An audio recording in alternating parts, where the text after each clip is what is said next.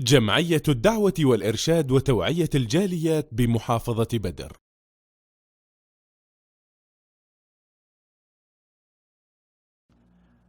সমালোচনাকারী যারা মানুষের শুধু সমালোচনা করে।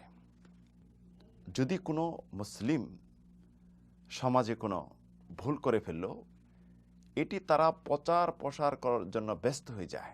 যে কোনো বৈঠকে, আড্ডাখানায়, বাসাবাড়িতে হোক, কর্মস্থলে হোক, শিক্ষা জীবন হোক, সর্বত্রই অমুক এটি করেছে, অমুক এটি করেছে, তার চরিত্র এরকম, সে এই করে, এভাবে উপার্জন করে, বিভিন্ন সমালোচনা।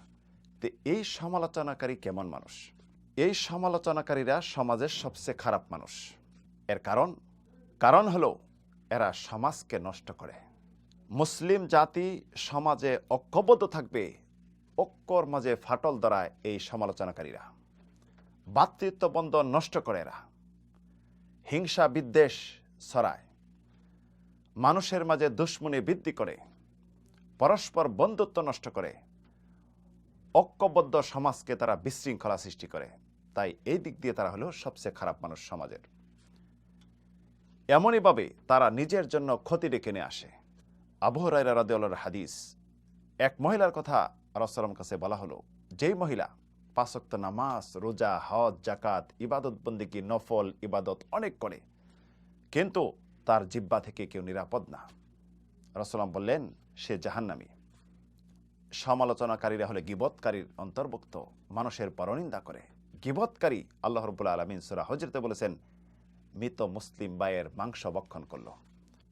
সমালোচনাকারীরা হলো সমাজের চুগলখোর। রাসূলুল্লাহ বলেছেন, লা ইয়াদখুলুল জান্নাতা কাত্তাত, চুগলখোর কখনো জান্নাতে যাবে না। কাত্তাত হলো নাম্মাম, মানুষের চুগলখুরি করে বেড়ায়, একজনের কথা আরেকজনের কাছে লাগায় এবং তাদের মধ্যে হিংসা বিদ্বেষ সৃষ্টি করে। রাসূল সাল্লাল্লাহু আলাইহি সাল্লাম এই পৃথিবীতে তাদের শাস্তি দেখেছেন। 2 কবরের পাশ দিয়ে যাইতেছিলেন, এক কবরের শাস্তি হচ্ছে এই চুগলখুরের কারণে একজনের কথা আরেকজনের কাছে লাগিয়ে বেড়ায়। সমালোচনাকারীরা কিয়ামতের দিন হবে নিঃস্ব, তাদের কোনো নেকি থাকবে না, সব কিছু বিলীন হয়ে যাবে। মানুষের সমালোচনা করছে, ওই দিন কোনো অর্থ থাকবে না। আল্লাহ রাব্বুল আলামিন তার সওয়াবগুলি যার সমালোচনা করা হয়েছে তাকে দিয়ে দেওয়া হবে, শেষ পর্যন্ত যার সমালোচনা করা হয়েছে তার পাপগুলি তার উপর চড়াই দিয়ে তাকে জাহান্নামে নিক্ষেপ করা হবে।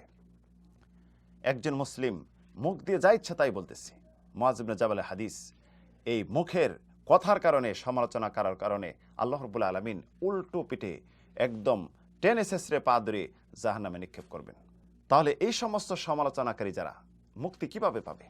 মুক্তির উপায় হলো, রাসূলুল্লাহ ইরশাদ করেছেন, উকবাত ইবনে আমির হাদিস, উকবাত ইবনে আমির বলেন, মান নাজাতু ইয়া রাসূলুল্লাহ, মুক্তির উপায় কি? তখন রাসূল বললেন, আমসিক আলাইকা লিসানাকা, এই জিহ্বাকে তুমি একদম কন্ট্রোল করো, লাগাম দিয়ে বেঁধে রাখো, জিহ্বাকে এদিক সেদিক আর ছেড়ে দিবে না। প্রিয় বন্ধুগণ, ইসলামে কোনো সমালোচনার স্থান নেই। ইসলামে আছে একজন মুসলিমের কল্যাণ কামনা, একজন মুসলিমকে ভালো পরামর্শ দেওয়া, একজন মুসলিমকে উপদেশ দেওয়া। কোনো মুসলিমের ভুল ত্রুটি পরিলক্ষিত হলে গোপনে যেয়ে তাকে পরামর্শ দিন, তাকে সংশোধন করার চেষ্টা করুন, সরাসরি তাকে বলুন এবং তার জন্য আল্লাহর কাছে কল্যাণ কামনা করুন। এটি হলো ইসলাম চায় এবং এতে রয়েছে আপনার জন্য মঙ্গল এবং কল্যাণ। আর যে সমালোচনা করেন, তাহলে আপনার পথ হলো জাহান্নামের পথ। এখন কোন পথ বেছে নেবেন এটাই চিন্তা করুন।